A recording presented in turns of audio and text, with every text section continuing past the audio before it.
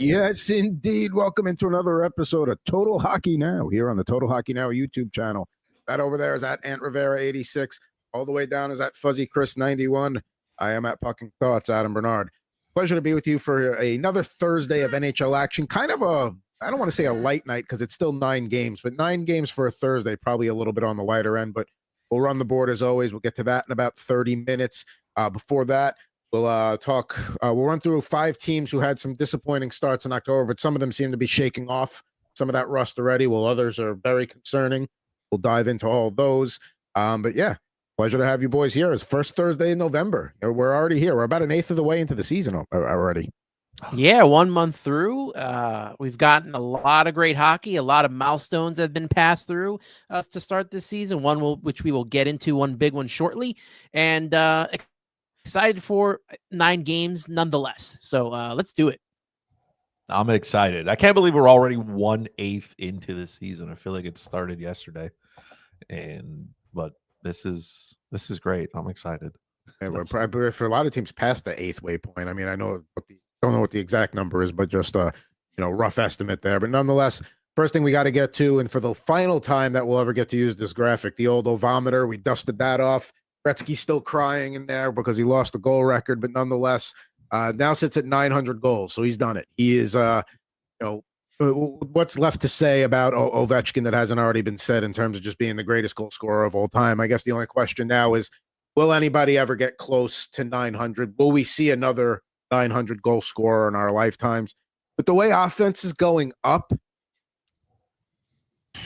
maybe. But I don't know. I mean, that is quite a high number. We never thought the Gretzky would get touched, and then it took an Alex Ovechkin to come along and be a freak of nature and recover from a broken leg in 6 weeks to not really fall off the pace too much to get it done. And yeah, I think it would be very tough, but I never say never. Yeah, and also, how long is Ovi going to take this, right? I mean, we've seen hockey players play way past, like Jaromir Jagr. Is he still playing? I know he's not in the NHL, but he's still playing, right? Doing his thing. Yeah, the team he owns is the Czech Republic. Yeah. Yeah, I mean, Ovi could keep going. He's never made a motion that he's going to retire at all soon. So let's see how far he takes this.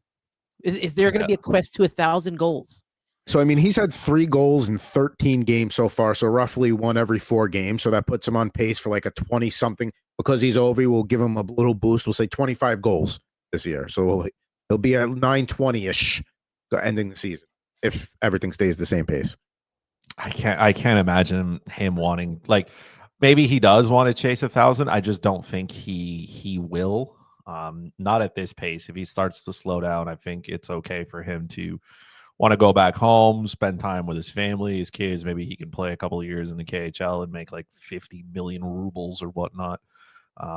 But it's amazing to see what he was able to accomplish. He is the definition of what a pure goal scorer is. A big body, throws his weight, finds the back of the net consistently, no issue. So I don't know if he's going to stick around past this year, but I'm really happy for him and the way he did it and everything, especially against Jordan Binnington. What an absolute, just a plug trying to take his puck, as if nobody would notice Jordan. You know what I mean? Nobody. Yeah, we're not looking for that puck, are we? There's only about 18,000 people in the building also watching, seeing on the we know you took the puck. You can't blame the effort, can't blame the idea. He's thinking hey, he's I was going to give it back. And I was like, sure you were, Jordan. He was just keeping it safe, making sure nobody else ran on the ice and took it. That's all. Yeah. You're keeping it safe for Ovi. That's the first thing I would do as an opposing goalie is now going to become a Jeopardy question. Stuff it way down in those goalie pads. Just make sure it's really in. Jordan better behave himself. He's got a Olympic gold medal to win for Team Canada, and if he messes up, we know why now. There we go. And Marek checking in. Hi guys, always a pleasure to have our boy Marek here. Probably the most loyal, him in State of Survival as well as many others. The Silver Fox, Craig amongst many there. Gene down under. Our friend over in Thailand whose name escapes me at the minute. But yes, Ovechkin. Global, man.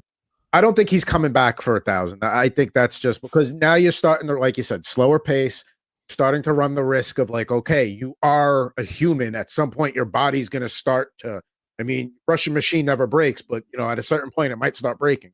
So I think that is a possibility. And then it's like, forget it. Then you start like, am I going to really start chasing this for 2-3 more seasons? So no, I think if Washington were to, win the Stanley Cup, he's 1,000% not coming back. Like that's just your walk-off scenario. See you later. But I mean, if they have a second round playoff exit, I think that's probably good enough for him to be like, all right, I only got one championship, but I have the goal record. I have over 900, whatever it is. Like Chris said, his kids are starting to get a little bit older, want to spend more time with them. Go play for whatever. He can sign whatever deal he wants in the KHL and play as much or little as he wants, and they'd be happy to have him. So he can really, he can do what he wants at this point. And listen, he's not exactly a pro at the diet, right? Like I don't think the hot Cheetos and Subway, is going to keep him in the best of shape. I don't see him going, pumping in the gym every day like Yager was to stay there. Not to say that whatever he does hasn't worked. I mean, he's scored the most goals in NHL history. It's got to be working, but like you said, as that body falls apart, you can go back to SKA St. Petersburg and just pop the net, score, I don't know, 70 there for fun. All right. Now, I know a lot of people aren't a fan of it's turning the clocks ahead, back, all that stuff. I really don't care either way. One benefit of that, Gene checking in. Hey, guys, finally the time zone is being kind to me with the daylight savings. Good to be with you on a live stream. Nice. Gene, it's good to have you back down under. Yeah. Let's, that's one of the benefits there. So we'll glad to have Gene back. We'll talk a little bit about the Total Hockey Now League later to wrap up the show. At least a quick check-in since we haven't done that in a few weeks. But first thing I want to discuss here today, and like I said, a few of these teams since I started mapping out the segment, I've reduced my worry about them. But we're gonna call it. We're not mad. We're disappointed. We've all made these faces watching our teams. If you look around from top to bottom, go around the clock there. I don't care how good or bad your team is. We've all made that face watching a hockey game at least once a month or so at our respective teams. A missed power play, a bonehead decision, a too many men penalty, whatever the case may be. But we're not mad at you. We're just disappointed in you. That's it. So first team up, and I know the guys were ribbing me because we were talking about doing the idea of doing a disappointing team segment last week. I said, let's do good teams first, and we'll do disappointing teams next week. And they're like, oh, yeah, because you don't want to talk about the Rangers thing. Well, here we are, 6-6-2. Can't score at home. Apparently, our Temi Panarin's contract demands are not in line with maybe what the Rangers were hoping for there. But am I disappointed in them? Sure. But, as terribly as they've been playing, they still sit at technically 500, 6-6-2. I know it's probably sub 500 because that's third column's technically a loss, but they get a point nonetheless. I'm just, like I said, I'm disappointed in Panarin's contract expectations, but maybe, just maybe, Vinny Trocheck is the straw that stirs this drink for this team. They've been without him. If he comes back and they start to get going again, okay. Now we know, we all know he's already important to the team, but maybe we didn't realize how important. But if he comes back and after a few games of him getting settled back in, they're still having problems scoring at home and just being an inconsistent team overall, then I'll start to worry. Again, it's November 6th. Like, the sky's not falling for me yet. No. The two numbers that, cross my mind here are 915 and 941. That's the save percentages for both Igor Shesterkin as well as Jonathan Quick. That's how bad this Rangers offense has been.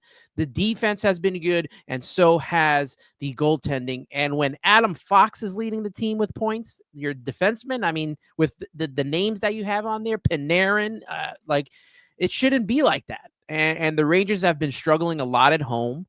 And, I know it's early, but if this continues, major problems already because they just changed the coach again. Mike Sullivan's now the coach, but the pieces remain the same. Outside of letting Chris Kreider move on to Anaheim, which I'm pretty sure he's very happy about at this moment in time with how they've been playing, the same names are still on this roster. And I think we talked about this in our chat.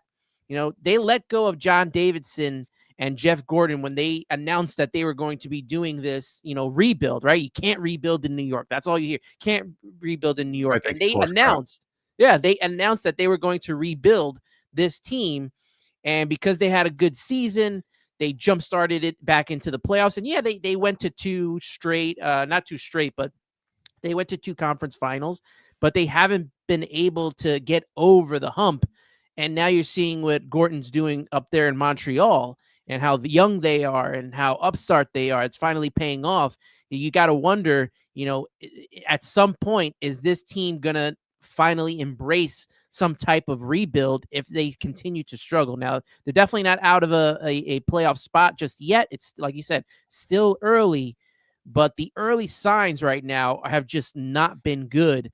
And they're going to have to figure out a way to get offense somehow, because having two really good goaltenders right now, which, there hasn't been really great goaltending, even from some of the best. There hasn't been really great goaltending. But when you have Shesterkin doing what he's doing, and, Jonathan Quick, we all know what he is, a capable second guy. And, they got to score. That's it. They just got to score, and especially at home. Yeah, they should probably push the panic button a lot. They should just hammer it away. You did, like, the Rangers didn't do all this to be this bad. I know it's extremely tight in the Eastern Conference, and it's a small sample size. They sit last in the Metropolitan. I know it's tight, but the games in October and November are a lot easier to win than the games in March and April, because you're going to have to go through the Olympics, the grind of the schedule. Those games at the end of the year, they're harder. And the Rangers being so bad on home ice, like JT Miller's out here and he's like, yeah, it starts with me. And be like, buddy, maybe you're the problem. Like, I don't know what it is. It doesn't look like it's good there. You bring in Mike Sullivan. You didn't bring in nobody. You brought in Mike Sullivan. You went out and traded for JT Miller. You let Trouba and Kreider walk because you thought this was better. Artemi Panarin's in a contract year, so if he wants to make a boatload of money, now would be the time. I did see, though, on X, he did cut his hair. And the last time he did that, he exploded offensively. So maybe that was the problem. Maybe growing hair is not what slows you down aerodynamic. Yeah, you know what I mean? Whatever works, if it works, great. But if I'm the Rangers, man, I can't be sitting here saying this is going well, because, again, like Ann pointed out, the goaltending is not the problem. And like both Quick and Shesterkin are giving them chances to win. They are going out there and putting their team in a position to win. But the only thing goalies can't do is score on a regular basis. Every once in a while, they hit an empty netter, but they can't score goals. And that's the rest of the team's problem. You got to find a way to put the puck in the net. You got big boys over there making big money. Figure it out.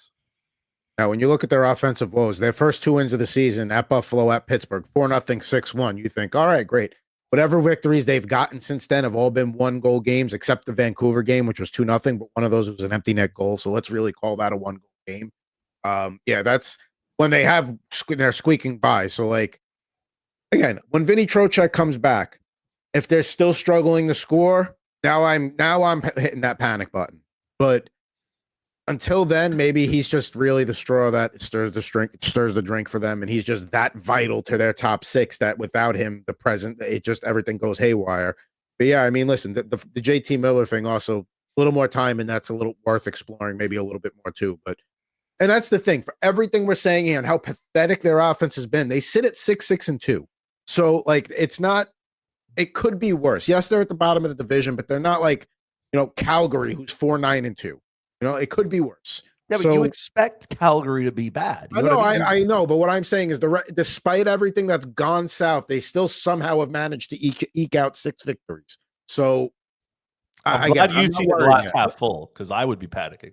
I know I sound like that dog meme in The Room on Fire saying this is fine. I know that put the flames up around behind me, but yes, I think the thing that concerns me is that the struggles at home. I mean, Madison Square Garden could get raucous, but that team always has so much support at home. So I don't know what the struggle for them is. They're on edge or what, but they're not scoring any goals. I don't know.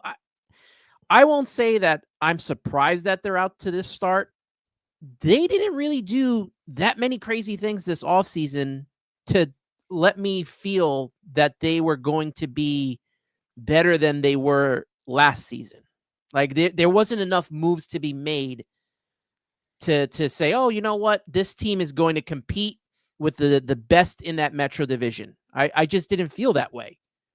I think Just maybe the goaltender, but that's it. I mean, with the addition of Gavrikov, you're like, all right, at least they have a top pairing now with Fox and like the Miller and bring like all the moves they made at least made sense to me. Like, all right, they should be better or they should at least be a little more consistent than they were last year. But again, I'll worry when they got the Red Wings tomorrow night. I get the game's in Detroit. See how that goes. Maybe they win that one. But I just want to point out Taylor Radish leads the team in goals, by the way. Yeah, I know. We don't have so to, again, we don't if have to we don't want to push the button, it's fine. But Taylor Radish leads the team in goals. I just like smack away here. I am gonna keep pounding home the fact that I've been doing it for years that the same roster is on this team. Yes, they got rid of Trouba, they got rid of Chris Kreider, but the rest of those guys are still in here. And then you add the dynamic from JT Miller, who, you know, we don't know what happened out there in Vancouver, but they seem to be doing better without him than or at least some of the players are doing better without him than with him on that roster. And you know, I know he's second in points, but yeah, I don't know. I don't know if he's the captain material for that team right now. Again, it's November 6th. Let's see how things are at Thanksgiving. Team I had on this list, Washington Capitals, 7-5-1. They're more of a product of even being on this list because of the 4-game losing streak. And when you look at that 4-game losing streak, they were struggling to score. They had that awful 7-1 game that Charlie Lindgren couldn't stop a beach ball. They got 6 goals against St. Louis last night, who we're going to get to in a minute here. You know, I'm willing to say that they've turned the corner. They'll be fine. They're going to go on a run here. They've gotten plus again, we talked about it last year when they were chasing the helping Ovechkin get to the goal milestone to break Gretzky's record. Okay, well now 900. That's a big amount. Now that's all behind you. Now you just go out and play hockey every night. So Capitals, to me, being on this list, I'm not worried. Is anybody else here worried about them? Charlie Lindgren has been so bad that I had to get rid of him on my roster. Like, I do not have the tandem anymore. It starts tonight, by the way, against for the Capitals game against the Penguins. So. Yeah, I have to see him have multiple, you know, good games, but he has been after that first start where he helped me, you know, tie Chris for that one game. After that, he has been very bad. And him giving up that 8 goals in a game that really almost messed up one of my weeks just in that tire match alone. But on the other hand, you have Logan Thompson, who's kind of right now in the early hunt for a Vezina. 938 save percentage. He's been so good this season. It was so frustrating and upsetting to see him lose against Dallas, that 1-0 game, where he was lights out. He's been very good. I have no worries about this team at all, honestly, where I did have about the Rangers. I think they're going to be fine. Tom Wilson's leading the team with 15 points. And, you know, you got to think at some point that, you know, Alex Ovechkin is going to go on some type of run. I mean, I know he's not going to be the old Alex Ovechkin, but at some point he's going to have to, you know, score some goals in bunches like he did last year, especially after coming back from that injury. I have a lot of faith in him turning that around. Yeah, I wouldn't say like maybe if you're a Caps fan, you're disappointed just because of the season they put together last year and just how dominant they were from an analytics standpoint. But you know, they weren't really a team that could score very much to start with. They did lose Pierre-Luc Dubois down the middle. That's, you know, that's a piece considering what they do have down the middle already is not like, it's not elite. It's good. And most of their pieces are still there. Chikrin's playing well. Carlson's playing well. You know, Thompson, like you know, like Ann said, early Vezina candidate, probably starts for Canada if he gets an invite. So like, it's not bad. Maybe a little bit disappointing if you had your expectations too high, but like, it's not. I agree with that. It's not the end of the world. They'll be fine. I'm putting the Minnesota Wild in the same boat because they had a 5-game losing streak and now they've bounced back with 2 in a row here. You know, they need a little bit more from their goaltending. The power play is great, but the penalty kill stinks, 3rd worst in the league. To improve the penalty kill, you'll start to get some more wins. So I think with the Minnesota Wild, I'm not worried. Even in a tough division, even with Utah playing the way they are, I'm not worried about them yet. Too early to hit the panic button there for me. Nah, man, we're smacking this one too. Come on, man. Minnesota is just not defensively. This is a struggle. They have given up 51 goals already. They're a minus 11. I can't get a read on them. Some nights they're good, other nights they're atrocious. Like, you know what you're getting from Kirill Kaprizov. Matt Boldy's cooled off a little bit here. They put Brock Faber back on the top unit. That seems to have at least ignited him a little bit. So the Zambuyam shares are kind of plummeting as well, which is like Minnesota's defense. But they're giving up too many shots, and that penalty kill is a mess. You have to be able to kill penalties. I don't care how many you score on the power play. You have to be better defensively. You have to find a way to make this work. So, like, to me, there has to be a little bit of urgency. Two reasons. One, the division that they play in, right? That is a gauntlet. They have to figure it out, because if you're going to go into a scoring matchup with some of those teams in your division, you're going to lose them if that's the type of goaltending and defense you're going to get. You cannot go up against even the Winnipeg Jets, who don't have these massive numbers offensively this year. You have to go up against Colorado. I don't want to do that. Colorado has one regulation loss. The Mammoth all of a sudden find the back of the net religiously. The Stars are a good team. The Blackhawks are not as terrible as I thought they would be. There's a lot there. Blues in a minute. We know the Blues stink. We're going to get to them. We don't even care about that team anymore. But like, there's teams in that division that could score goals, and if you're bleeding them, right, you're already a minus 11. Like, you got to turn that ship around now. The Central Division is the one division where the margin for error is really small. I mean, you can't even really get onto a huge losing streak, because you could already be out of it. I mean, Colorado is 8-1 right now, 21 points. Minnesota only at 13. I mean, it's going to be tough to come back. And then you're talking about Winnipeg. You're talking about the Dallas Stars. And, how about my Utah Mammoth? I mean, you're adding them to the mix right now. You mentioned Blackhawks are playing better. Nashville is okay. St. Louis is the only team that's really out of it. So Minnesota really doesn't have margin for error. And this team will go as far as Kaprizov and Boldy take them. Right now, they lead the team in points. When they were on that losing streak, we weren't getting much from Kaprizov and Boldy. And I know, because they're on my team. So if they struggle, the team struggles as well. They're going to have to carry this team, and they're going to have to get better goaltending from Philip Gustafsson. I mean, a lot better goaltending. This is a guy that we were all had high hopes for when it came to, fantasy draft, and he has not played the part. I feel like he's Jekyll and Hyde every year. Like, he'll have one really good year, he'll struggle, back to being good, back to struggling, and here we go again with the whole cycle. So he's got to be a whole lot better, because you're not going to be playing Wallstat that much with Gustafsson getting most of the playing time. It's going to be like having Connor Hellebuck in net. He's going to be playing almost every game. So they really have to turn this around, and it's going to be really hard. Even this early into the season, it's going to be tough for Minnesota to climb up the rankings with all these teams that they're up against. Okay, I'm not, because they've gotten two in a row here. If you look at the schedule coming up for them, they could go on a bit of a run here. I know it's Carolina tonight, but then Islanders, Flames, Sharks, tough Ducks team. So they've got some. We're going to see what they're made of here in the next few weeks. And if again, it starts with improving your penalty kill and at least being average in that area and giving yourself a chance to not give an easy goal up to the other team. Now the Calgary Flames 4-9-2.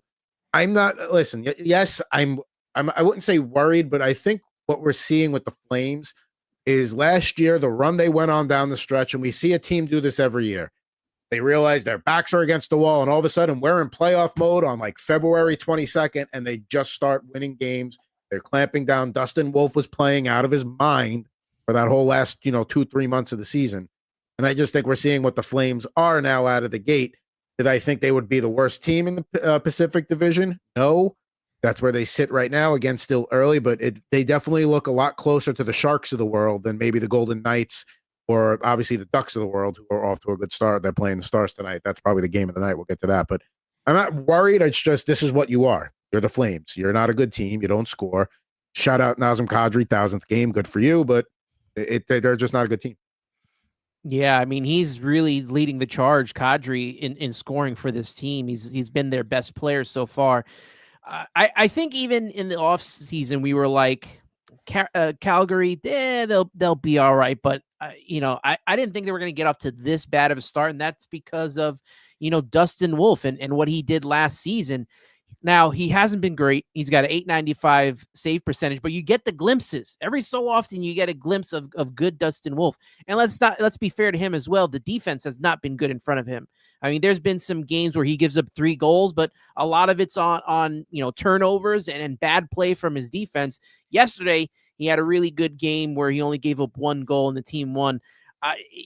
If you have Dustin Wolf shares in fantasy, you're not going to get a lot of wins. We'll leave it at that. You're just hoping that he doesn't give up a lot of goals, that the save percentage is there, and that helps you in those type of categories. But unfortunately, right now he's on a really bad Flames team, and they got to figure out what they're going to do here, whether it's rebuild with Wolf in net or what. But he's the least of the worries. Yeah, they're a bad team. Like, they overperformed. Dustin Wolf is a rookie, man. Rookie goalies, they take time, and unfortunately, he's the problem is his team can't support him. They don't score goals, so if you don't stand on your head, you lose. And this is who you are, Calgary Flames. Look yourself in the mirror, all your fans. This is the team. This is who you are. You are not the team of last year. You are this version.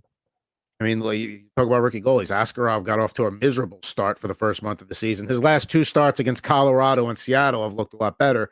Hopefully, this is the Askarov we're going to see more of in the South Bay. But yeah, Dustin Wolf's goaltending behind a bad team. So if you're in a wins league, he's not a guy you want, but he might help you out with the other stuff. Last team I want to get to before we get our Thursday night pucking preview done here: St. Louis Blues 4-7-2.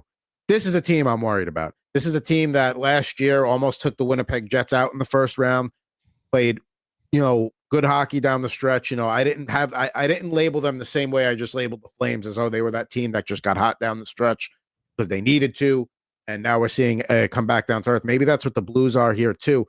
I mean, there's been nothing really to be excited about. To me, it's time to break glass in case of emergency. 3rd worst penalty kill, 10th worst in goals scored per game. Somehow have a top 10 power play despite all that. And the thing is, they're not just losing. In some games, they're getting the doors beaten off of them. They're losing badly. It's not quite, 11-1, 10-1 Sharks Canucks territory, but they have that big loss to Chicago, got smacked around last night by the Capitals. Like, it's not like that. We'll talk more about, the Blues and the Sabres are playing later. The Sabres aren't winning a lot, but they are in every game this year. St. Louis is not in most of these games. Yeah, and, they're dealing with some injuries to some of their top players, Thomas, Neighbors. I think that I think I saw from you, Chris, that Kyrou is out. He's a as healthy well. scratch tonight. He's 4 a goals, healthy 4 scratch. assists. Apparently, he's the problem. Okay. This whole team has just been a struggle. So it's not now on the coach to get them going. They already made the switch there. I mean, look at Jordan Binnington and Hoffer over here. 859 save percentage, 836. It's just not been good. They're not scoring any. They're not getting any points. They're not scoring goals. No player on this team has over 9 points. It's just been awful. You see the record, and that's what it is. Terrible team right now in St. Louis, and there's not much more. There's not much more to say about what they're doing. And I even have to drop my share in Pavel Buchnevich because he just hasn't been good. Listen, I'm excited to see Jordan Kyrou in a Habs uniform. That's basically, I'm on the phone trying to see how can we facilitate you out of being there. If you're a St. Louis Blues fan, by all means, please step away from the edge, put down the bleach. It's going to be tough. Strap in. It's going to get worse. Before it gets better, it's going to get worse. It's going to get a lot worse. Logan Mailloux is out there, and he does not look like he understands the defensive position. I understood that he was growing. I knew there would be growing pains here. I didn't think it would be that bad. It is horrendous. This team is terrible. It doesn't matter who's in net. When the Blues are on the ice, nobody else, you just pummel them. You pummel them straight to the ground. Their goaltending is miserable. They can't kill penalties. Everything looks atrocious. I didn't enjoy watching them when they were somewhat decent. And then every night when I see they get pounded, I'm like, well, That's St. Louis for you now. They are a mess. I do not know how they turn this ship around. But they should probably be relegated to the AHL at this point. Just cancel all their games. It probably better like that. Here's the other thing, like back to Jordan Kyrou for a second. Like, he was a guy last year where, like, you have nights where, like, all right, you have to decide who's starting and sitting. Jordan Kyrou was like, no, I'm plugging that guy in every time he's got a game. He is now, at least for now, I can't play him. And it's not his fault. It's just he's part of a wide problem that he's feeling the effects of. No, but he's not the problem. That's what I'm saying. It's a bigger problem that he just happens to be caught up in. He's not like his overall like I know the points are not there, but the metrics are still not bad. So there are so many other players on that team who have problems. And Montgomery was like, nope, we're going to send a message to Kyrou tonight. That'll be great. So maybe something happened. Maybe there was a Matthew Barzal kind of incident where he was late. I don't know. Maybe they'll say after the game what it was. But yeah, if this is just like message sending time, the Blues are late in general on the ice. It starts at 7 Central. I mean, sometimes you have like a Herb Brooks mentality, like, all right, I'm going to bench one of our best players to kind of send a message, even though it makes like it's kind of like a Mike Keenan / John Tortorella. Like, why is he the guy taking the fall for that kind of thing? Maybe that's what this is. But yeah, again, we'll talk about more about the Blues in a second here, but there is not a lot of reason to be positive about this team for any aspect. I apologize as I adopted them as my Central Division team for the year, so I do take some responsibility for this, and hopefully they can turn things around. But we are about at 5:35 Eastern time for opening puck drops are less than 90 minutes away here. So let's run the board with our 9-game preview. Let's get on the way.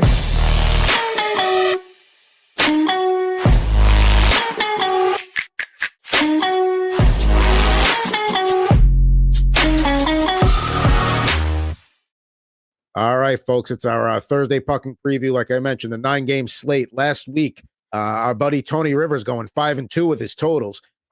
Chris goes 2-2, and I went 4-3, but just narrowly getting over that 500 here.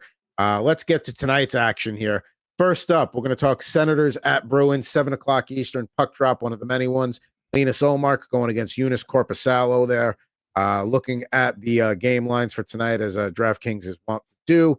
Take it off the board as I'm about to go. Bruins home dogs at +124. Senators favorite on the road -148. Your total is 6.5 there. First game of the night for me here. I've got no play or official pick here, but I would lean over the 6.5 due to the goaltending matchup. I could see this being like a scrappy Atlantic Division 2-1 kind of final, but because of the goalies there, if I was going to place money on this game, it would be the over 6.5, which is at +110. I'm going to take the over here. It's just two below average goalies going at it. The Senators are, it's going to be all or nothing. Either they score or they don't. They're either going to get pummeled or they're going to pummel. Bruins have one line, but that line seems to be contributing. So I think there's just enough skill and an enormous amount of poor goaltending that we can get to the over. There's 6, so a total of 6 is still sitting on a lot of boards if you don't feel comfortable going over there. I think 365 still has it. So you can, if you don't want to live on the 6.5 boat, that's fine. But it's this one will, maybe you need an empty netter to get there, or it's like 4-3 after 2, and you don't have to worry about it. -115 at Bet365 if you want the over 6. I think this is the first time that all three of us are taking the over at the same time. So last week we all matched on a bet. We've played the same game and been on similar sides. This is I think the first. So we all took the over 6.5 Penguins at Wild last week, and it was a 4-1 final. So I don't know if that's an omen or anything, but we're all I'm leaning over 6.5. You're over 6.5. So that means it's going to be a 2. Yeah, the last time these two teams faced off, 9 goals were scored. And since then, there have been 10, 7-7 in each of the Senators' games. So I think we do hit that over there. Same thing with the Bruins. It's been a 7 goals total for most of their games, except for the Carolina Hurricanes when they only had 3 total goals. So I think we are in a spot here that we get over the 6.5. All right, so everybody agrees this is going to be a high-scoring game. Do with that as you will. Next game on the board, Blues at Sabres, another 7 o'clock puck drop. Looking at Joel Hofer versus Ukko-Pekka Luukkonen for the goaltending matchup. Looking at the board here, the Sabres minus 142 at home, Blues plus 120. Total is 6.5 here. For me, minus 142, I would take them on the money line if you're building it in a parlay, but I'm fine taking them in regulation at plus money, plus 110. So the Sabres are not a winning team. And yeah, this is not an ideal goaltending matchup, but I trust UPL more than I trust Hofer right now. We talked about all the reasons to fade the garbage Blues. They're on a road back-to-back, so they've had to travel. This is against a team that the Sabres have been hanging tough, even in their losses. A lot of one-goal losses. They're close to 500. You look at me having faith in the Buffalo Sabres and UPL, but yeah, I'm gonna Sabres to win in regulation just because there's a lot of reasons to take a chance on Buffalo. There's not many times I'm gonna be on the Buffalo side this year, so may as well take a shot. Yeah, I'm also going to go in regulation for Buffalo because the St. Louis Blues are just an absolute mess. I don't want anything to do with them.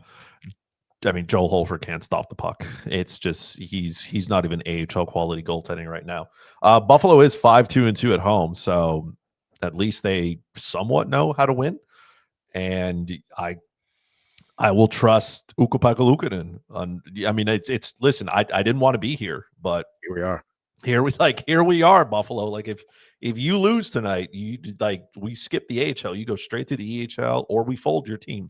We fold your team, we fold your city, everything. We shut it down. That's it. We're done. Let's make this real easy. Ukko-Pekka Luukkonen or 5-0-2 goals against and an .836 save percentage. Because that's what Hofer is. I mean, Hofer is just terrible. He's got 1 win, and I don't know how that happened. Blind squirrel finds a nut once in a while, right? Broken clock, right? Right twice a day. Former basketball player that used to be a weekly on an NBA radio show I produced would say, the sun shines on a dog's ass every once in a while. That was his version of that saying. There you go. They all work. They all work. What could have been if Devin Levi was in net right now? Just what could have been. We'll be thinking about that for the rest of our lives. I am going to stay away from this game. I know that they can score off a Hofer, but I don't have faith in St. Louis scoring much points because they just have not been a good scoring team. And now they don't have Kyrou out there to help score goals. I'm just going to stay away from this one. I think that I probably think that they do the over 6.5, but I am not going to put anything down on this. We're going to move on to the next game here, and I'm just double checking. This is the second best goalie matchup on the board tonight out in Newark. It's the Canadians at the Devils. Ant and Chris, we got their teams going at it here. Jacob Dobes is going to go. He's still 6-0, 197 goals against, .930 save percentage. Against Jacob Markstrom there, who looked real good against the Kings the other night, stopping 43 of 44. Looking on the money line and sides here. Devils favored minus 142 at home. Canadians plus 120 road dogs. Total 6.5 here. My gut lean is over despite this being a really strong goalie matchup. Devils being the Canadians getting some value at plus 120. I would also lean on them there, but it's not going to be any place for me in this one. I'll let you two boys have at it. Yeah, 2 teams leading their division. Both have great offenses, but because of who's in net, and I'm going to give credit to Dobish here, because of this matchup, I am going to take the under 6.5 here. I think we're going to get a really good match between Dobish and as well as Markstrom. Maybe a little bit of overtime action. Listen, if they're death taxes and the Habs going to overtime, they have been in overtime now for like 40% of their games. I don't even know why they play the first 3 periods.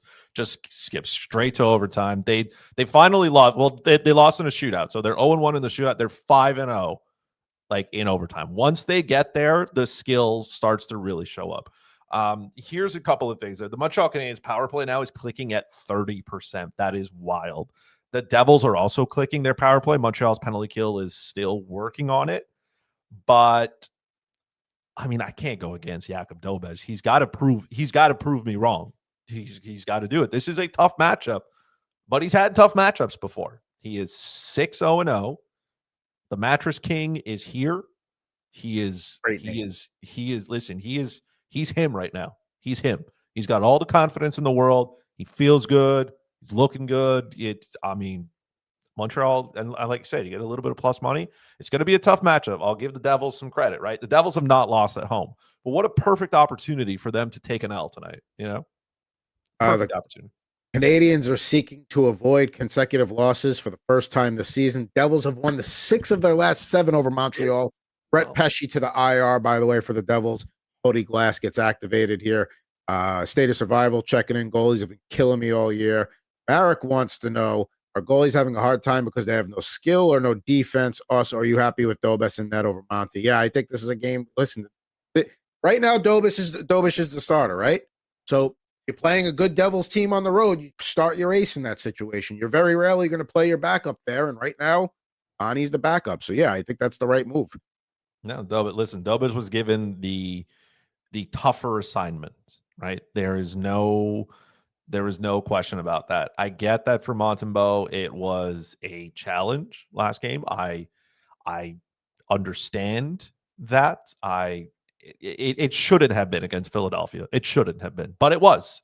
And then he got better as the game went on. But it was strategic to make sure that Dobes plays the tougher opponent because he is feeling good. I want to see him work. I want to see him push that to 7. Gene, I see your trade question. We will get to that a little bit later after we finish up our puck and preview for tonight, because it's a good question there. And in terms of a goalie, is it just a lack of skill across the board or bad defense? Early in the year, you tend to see more overs anyway. That should start to settle back down to earth over the next couple of weeks here. But yeah, I mean, you look at some teams with top heavy pairings, that can really only roll 2 pairings. But it's bad defense. It's bad defense. Some goalies are bad, but when you also add bad defense to them, they look like Joel Hofer. That's what you get.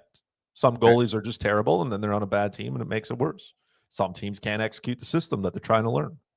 So we talked about this team earlier needing to be a little bit improved in that. The Minnesota Wild, they are at Carolina tonight. Another 7:00 puck drop here, the last of the 7:00s.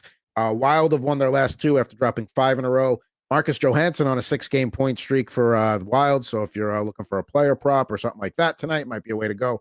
Keandre Miller going to be back on the Hurricanes line tonight. Looking at the starting goalies, it's Philip Gustafsson against Freddie Anderson. Looking at the favorites here, obviously Carolina, heavy home favorite, -192, Minnesota +160. Looking at the total, it's 6.5 here. For me, I'm going to go with the under 6.5, -120. Sometimes you see a matchup and you just say like, oh, that's an over or that's an under. And that's kind of what's happening here for me. And after everything we've said about Minnesota earlier, factored in with the Hurricanes that are a team that have no problem just playing a low scoring, shut you down, win a game 3-1. I think we're going to get an under here tonight. A little bit of a gut play here, but I like it enough to play it. I have no guts. We're just not going to be anywhere near this.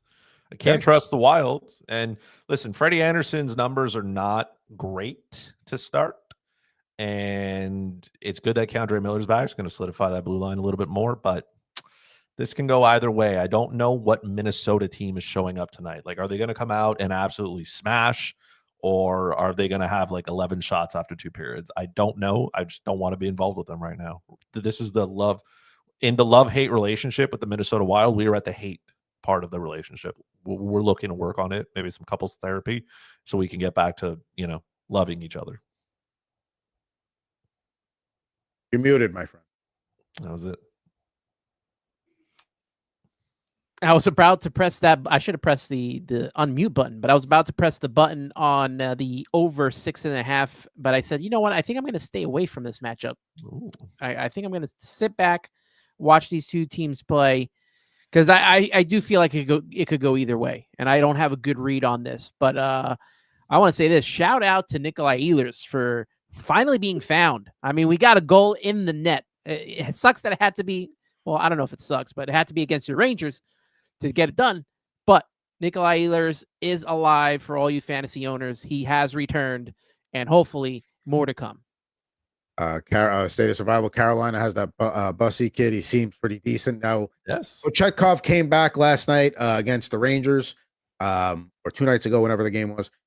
So but we could see Bussy. Anderson will get hurt at some point. So we have not seen the last of him yet. Carolina can't get it going. Look at Svechnikov's numbers. Yeah, he's been a little tailing off the last couple of seasons. Still doing things even with Svechnikov not being good though, there's still a ton of depth there. They're averaging close to 33 shots a night. They're scoring 3.58 goals, and the 3.58 despite their power play operating at 11%. So like Carolina, to me, I think Carolina is doing the best at what they can do, right? Like they haven't hit full stride yet, and that is terrifying. if I'm in the Metro, I'm terrified because this team has some holes and some things that are not working. But once that gets going, like that's it. You can't stop them. We're done. We are off to the only 7:30 start of the night. Also, the only staggered start of the night. The only 30 of the hour puck drop. Capitals at Penguins, 7:30 Eastern time. Charlie Lindgren, Artur Shilovs between the pipes in that one. Looking on the board here. Penguins, actually Caps slight road favorites, -115. Penguins -105. Total is 6.5 here. This is the 99th time Ovechkin and Crosby are meeting head to head. You're wondering when matchup number 100 between the two of them will be, if they're both healthy. They do not play again till a home and home on the last weekend of the season. So meeting 100 will come on the 11th. They also play in the 12th.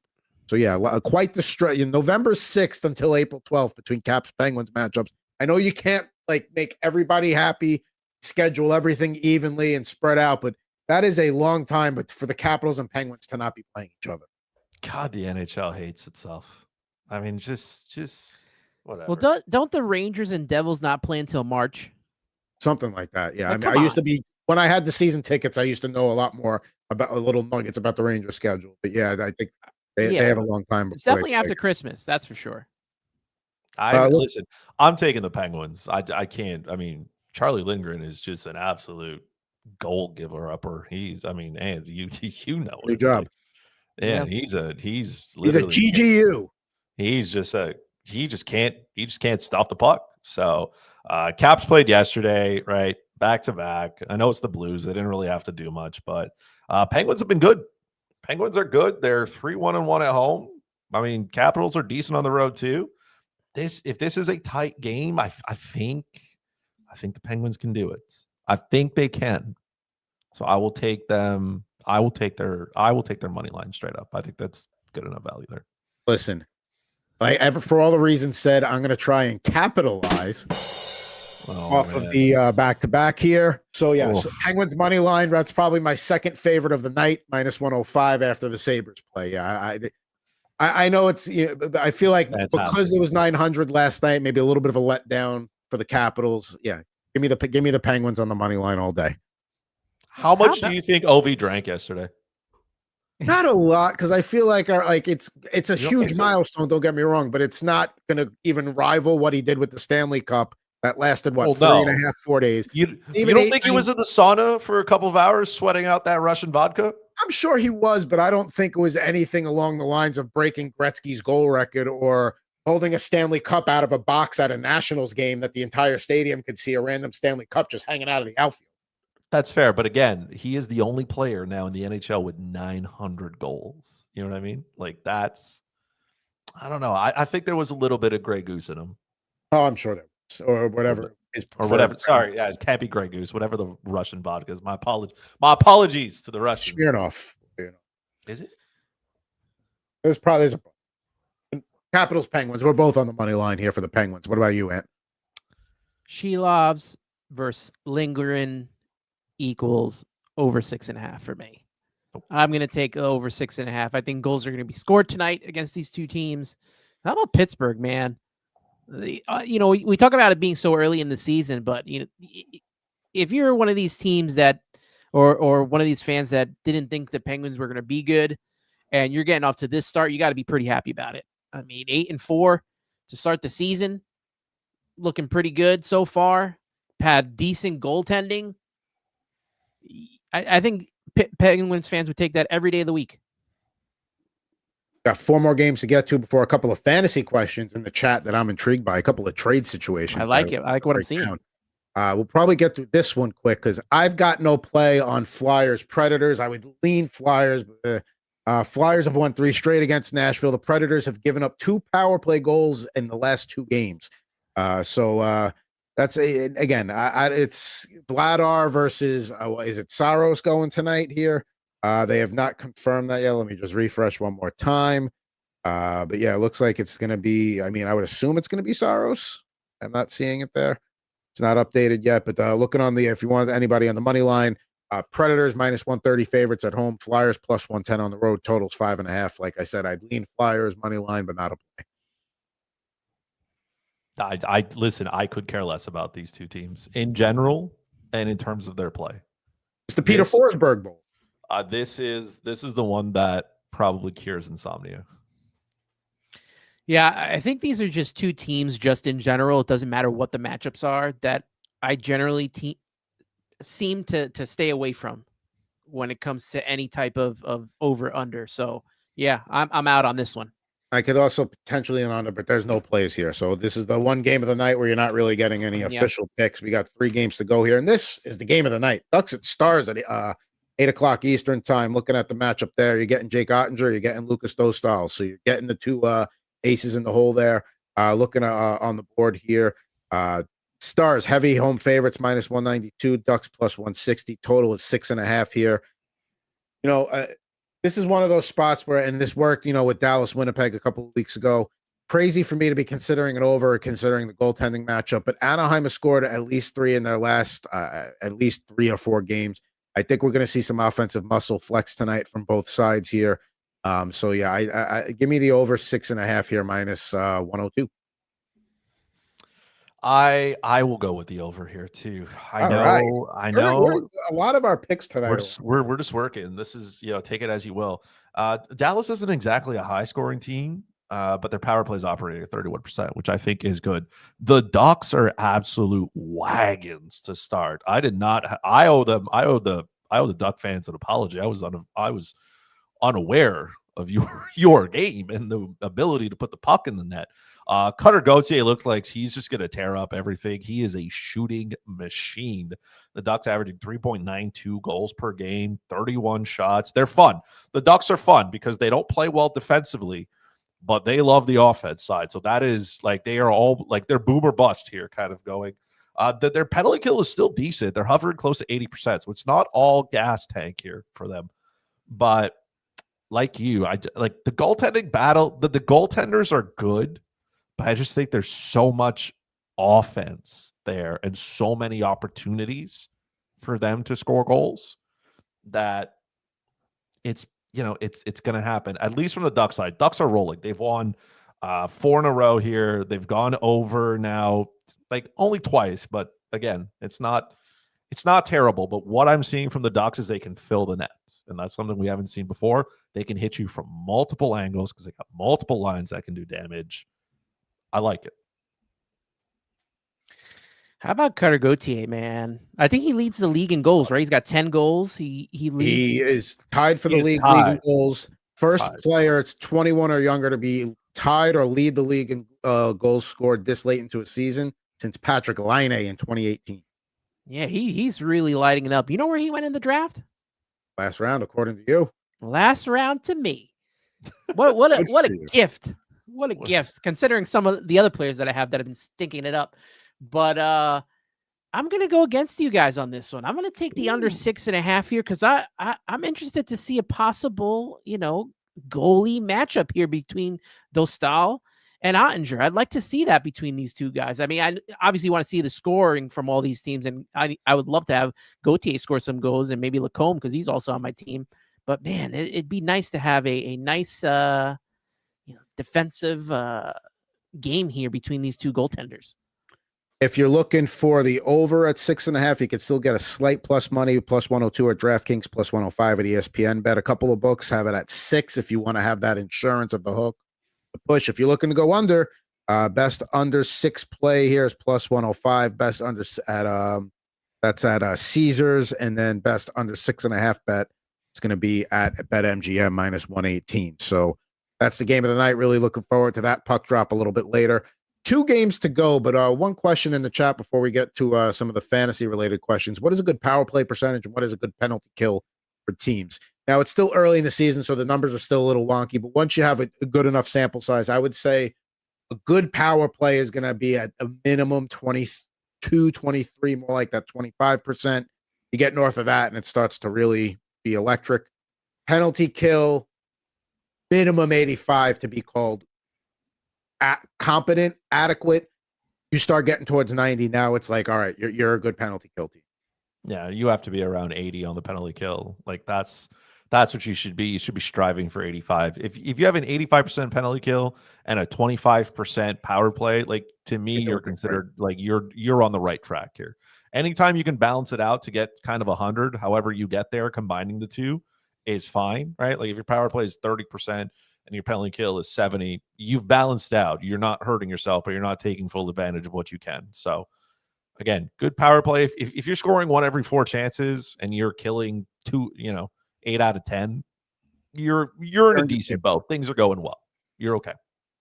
2 more games to get to here before we wrap things up and talk a little fantasy. We are now out of the 8 o'clock Eastern window, off to the 10 o'clock Eastern window, 7 o'clock my time. Lightning at Golden Knights, 10 o'clock puck drop Eastern. Andrei Vasilevsky going against Carl Lindbaum here. Kucherov has scored 23 points in 13 career games against the Golden Knights and has at least 1 point in each game. Vegas in game 3 of a 6-game homestand. Looking at the favorites here, the Golden Knights minus 122, Lightning plus 102 currently at DraftKings, totals 5.5. I've got no play in this game, but considering it's Carl Lindbaum, I would consider maybe taking the Lightning money line. They seem to have, they were a team that probably could have made that conversation in early season funks had we did this last week. They seem to be playing a little bit better now. I think but Vegas is tough at home, so that's why, like, to me, this is a stay away. But seeing the Lightning get plus money on the road, that we may not see that too much more. Yeah, I just want to stay away from it. I wish it was what a wild thing I'm going to say. I wish it was Akira Schmid starting, but he's not. Tampa Bay just sometimes on the road, they're not the team they used to be. They're just a little too inconsistent for me. Like Vegas, they just beat Detroit 1-0, and I was like, well, we can probably pad the net a little bit more here. So I'm just going to let these two teams kind of play it out. I'll probably fall asleep to this game. I cannot get a good read on the Lightning right now, and I think actually they should have been a part of our disappointing teams, considering what we all thought that they would be a whole lot better than they are. What, 1, 2, 3, 4? They're 5th in their division, in the Atlantic Division right now. Yeah, the Bruins are ahead of them. I mean, that's kind of disappointing, isn't that not? I mean, we talked about how bad the Bruins are going to be, how good the Lightning were going to be, and even though they're 5-3 and 2 in their last 10 games, I feel like they should be a whole lot better than what they are right now. So, I would have added them as a disappointing team. I have no play either. I'm going to stay away from this game. Yeah. Final game of the night, Panthers at Kings, a team that's struggling right now. The Florida Panthers 3-6-1 in their last 10. LA 5-1-2 in their last 10. 2.25 goals against allowed in that span for the Kings. So maybe that makes you want to think under a little bit there. Goaltending matchup tonight. Nothing has been announced yet, but could be Bobrovsky versus Forsberg. Looking on the favorites here and on the money line and all that good stuff. The Kings right now are off the. Okay, there they are. Minus slight favorites at home, minus 115. Florida minus 105. To me, that's when they don't. To me, that indicates there's not a lot of confidence either way. Totals 5.5. No play for me. I can make an argument for the over and under here. Yeah, the Panthers are struggling, but the Kings are not necessarily lighting the world on fire offensively. So maybe this is a chance for Florida to bounce back. But I don't. I'm staying away from this one then tonight. Battle of the terribles in a certain sense. The Panthers are 1-5 on the road. The Kings are 1-3-2 at home. I want nothing to do with this game. This is a trap. I can't trust the Kings Especially if Forsberg gets that start. I just not going down that route, and I can't trust Florida on the road. Can't do it. So I want to believe maybe a lot of goals will be scored, but also neither one of these teams really shoots the puck a ton. Florida's still good at suppressing chances. So like the puck's not going in, but they're not giving up too many chances. Neither power play is really elite. Neither penalty kill is really elite. Just a whole bunch of like mediocrity here. So I don't care for this game either. Yeah, when you see lines like -105 and -115, that indicates two things. It's either a really close matchup, or people are just like, I have no idea how these two are going to go at one another. This is definitely the latter. Yeah. So no play there. Gonna have a little fun with this one. Since it's at 5.5 and not 6.5, I'll take the over on total goals. I have the Panthers finally, has the mileage finally hit the Panthers on making all these Stanley Cup finals. So they're sitting in last. So not much margin for error from there. And the Kings have just not been great, like you guys mentioned. But I'll have fun with this one. Take a look, the over 5.5. Okay. All right, there we go. So we got to play on that one for your late night wager, perhaps. Maybe making something interesting to fall asleep to and hopefully wake up and win. So there we go.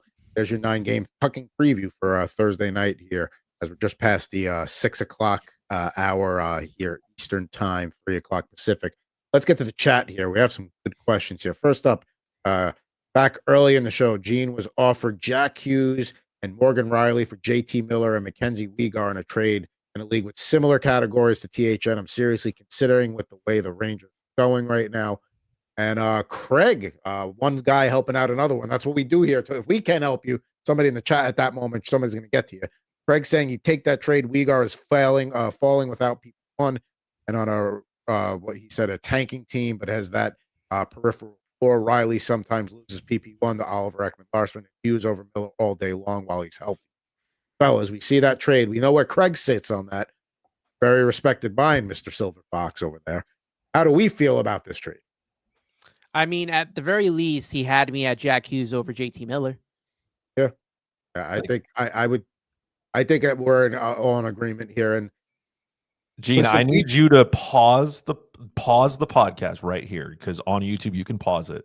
Pause, go hit accept before this owner comes to his senses. Take that trade, run. That is a heist. What you are committing here is a heist, a robbery. Go and the minute he said Jack Hughes, he had my attention.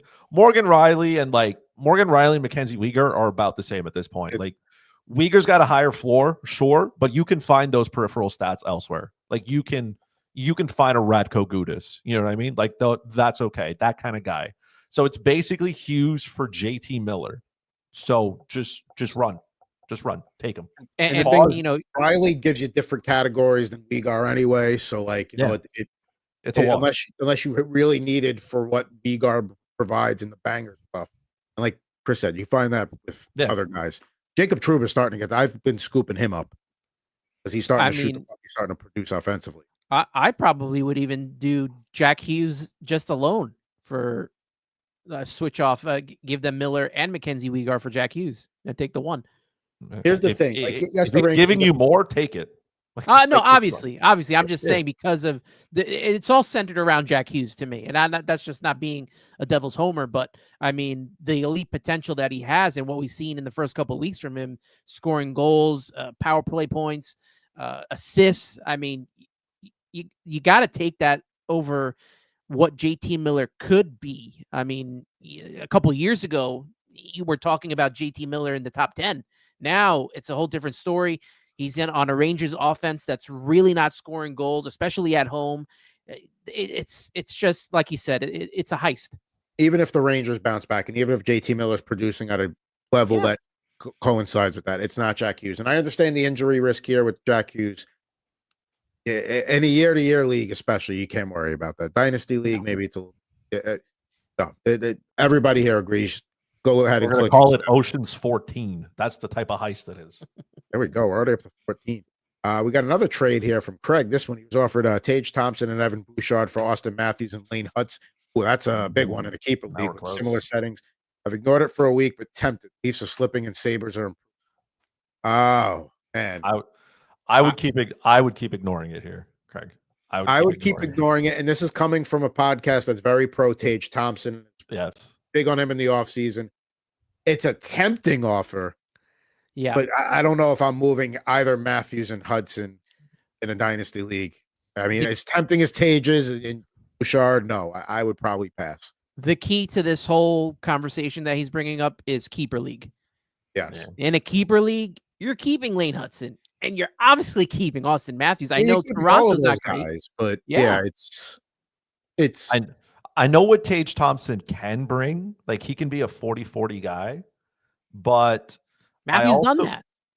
Like, Matthews can still score 60, and I believe that he can get there. Even if his floor is 40, let's say, even if his floor is 40, it's still like, let's not spit on it. It's still 40 goals, right? And he's a power play guy, and he's got just enough support around him for good things to happen. On the other side, Evan Bouchard needs the power play. He needs it. And when he doesn't have it, it's just not working, right? He's not producing 5-on-5 as much. I mean, listen, Lane Hudson, if you can get like head shakes per 60, this man would lead it. And his connection with Demidov is just building. These two are going to feed each other. And again, Hudson's not going to get those, 12, 14 goals, but he's going to rack up assists and he's going to rack up power play points. So if those are categories that matter, assists, power play points, and all that other jazz, you're going to get it. And then Matthews is going to be the shooting machine. And, talking about Matthews versus Thompson. Matthews is on a better team. I understand Tage Thompson has right wing eligibility. Matthews is a center, but Matthews is one of those centers that, all right, if he was there at a good spot, I was taking him regardless of the fact that I like to build my wings up. So yeah, it's a tempting offer. It was close. It's something that you have to mow over a little bit, but at the end of the day, no, you keep Matthews and Hudson.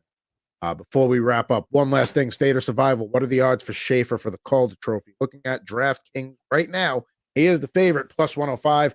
Ivan Demidov, plus 160. And then Jakub Dobes, 11-1. And then you start to get to like the 20-1s and 25-1s of the world.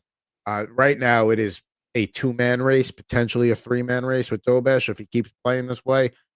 With the way Schaefer's playing, though, if you want to make a bet on that, this is probably last call for any plus money bets, unless Demidov starts going off on a tear and Schaefer slumps a little bit. But the way he's played out of the gate for a defenseman in the NHL, I'm sure he's going to have some regression and cool off a little bit. He doesn't, the way he's playing right now, it doesn't strike me as a guy that in January, we're going to be saying, where'd Matt Schaefer go? I think Matt Schaefer, what you're seeing is pretty much more or less what you're going to get out of him going forward. Yeah, Schaefer Daddy's cooking. The minutes he's playing, the contribution offensively. It's tough to be an 18-year-old kid. It's tougher to be an 18-year-old defenseman in the NHL. Like, he's playing meaningful minutes. So if it comes up to a tie with Demidov, in the same way that I thought Lane Hudson should win it last year because he was a defenseman and everything that he brought, that same logic is used for Schaefer. Then if he continues this pace, right, if he's 55, 60 points, it's his. Demidov would need to put up a point per game number at that point just to be in the conversation. Because again, what Schaefer is doing at his age in the NHL that's something. He definitely doesn't look or act like an 18-year-old, right? He's acted like he's been here for a long. I don't know if you guys saw the interview that he did with Henrik Lundqvist. That's an 18-year-old kid, and oozing confidence. Yeah, which is good. Why isn't they a Long Island native? Giving me the first question. Like, most 18-year-olds are just going to be happy to be on the post-game show and a game in November, and he's going. Like, shooting at Henrik is definitely that's a choice. Good for you, kid. But yeah, he is. Listen, he's not missing confidence, that's for sure, and that probably plays a lot into his game. He's confident enough to go out there and say, I can make a difference. I want to be a part of this. And teams feed off of that. And let's face it, he's supposed to be a future leader of the team anyway, and he's embracing that out of the gate. So Yeah. I love the huge smile that we got from Chris when you mentioned Demidov and Dobesh being a part of this as well. Two Right there. Canadians being a part of this. Come on, man. Right there. The future Look is at bright, that. man. The future is bright. Also, Future. just in case you didn't catch him, Eric asking you to send me Tim Hortons cards. Yes, I will Hortons get you cards, my right. address off the air. I will gladly take that and reimburse you for shipping, because that is not something I get. There's no Tim Hortons in California. We got Dutch Nope. Brothers. We don't got Tim Hortons. No Timmy's. Damn, you're missing out. So there's Timmy's in the United States, but not in my neck of the woods. They're more on like the Northeast, Northern Midwest. You'll get your Tim Hortons, but not. I not wonder in my if they still have a Tim Hortons. I saw one inside of Nationwide Arena when I was in Columbus many years ago to watch the Habs play. I wonder if it's still there. I won't be back to Columbus. Somebody's got to tell me, but I'm pretty sure Columbus is like not a stronghold, but like Tim Hortons is there to stay, kind of. I wonder. I was really intrigued by that. So I wonder if it's still at Nationwide somewhere. What was the Okay. most recent Slapshot podcast, my friend? That Oh, will what do be we got? tomorrow because we're doing it All right. on Friday. So we got some stuff to cook. We got some stuff. I can't spill it, but we got some stuff to cook. I mean, We he's got some going good grocery content. shopping for everything after the show. So Yeah, have fresh listen, we're ingredients. putting it in the pot. We're gonna stir it around a bit. Not enough people are angry tweeting at me, so I figured why not we stir the pot a little bit more. you got to ruffle some feathers, man. You got to up those numbers, as they say. Listen, I gotta take one fan base and gotta shake them around a little bit. So we'll pick one and we'll see which ones come alive and which ones don't. More than likely, he's going to be from the Atlantic Division. Maybe he goes into the Metro, dips into the Metro. We'll see. You have to find out. The West is safe. I will tell you that. If you're looking for the West side, it's fine. It's okay. We won't take advantage of the Blues because we already spanked them here. Yeah, we already spanked him here, and you don't want to punch down too much. Subway to Shea podcast came back last week out of hiatus, doing a little winter meeting special, if I'm not mistaken. We are back. Yeah, we're kicking off the offseason. The hot stove has begun. I think free agency started today. So I just want to shout out, give praise and thanks to the Subway to Shea subscribers and listeners. I took a month off. It's when you're a content creator, taking a month off. It's 6 months. Yeah, it feels like a long time, but we came back. We came back strong. Over 1,600 views for the return of Subway to Shea. So shout out to everybody who subscribes and watches, and even if you listen to it, really appreciate the support. And I will be a part of the Queens Baseball Convention, a part of a panel in December. It's my third year doing it. They have Jesse Orozco. They're going to be there, Terry Collins, and Brett Beatty from this current Mets team. So excited to be doing that on December 13th. A month off is basically, yeah, there you go. A month off is basically like a Mets postseason run. It's forever. Last year there was really no time off because we went from the postseason to are they going to sign Soto and Alonso for like 4 straight months right into spring training.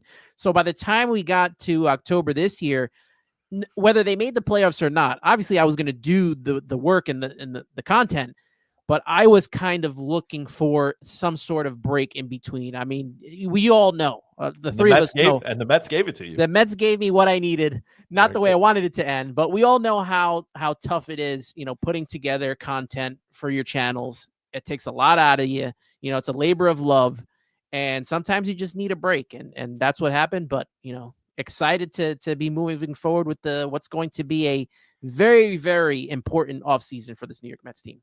You heard it here first. Anthony blames Juan Soto for the lack of family time last winter because of his decision to strike it out. So that's the headline here. Let's not let that get lost. You'll find my hockey picks every other day of the week when I feel like there's something worth putting up at wizardsportspicks.com. Also, Rip and Riff with myself and at Mr. Jared Moore.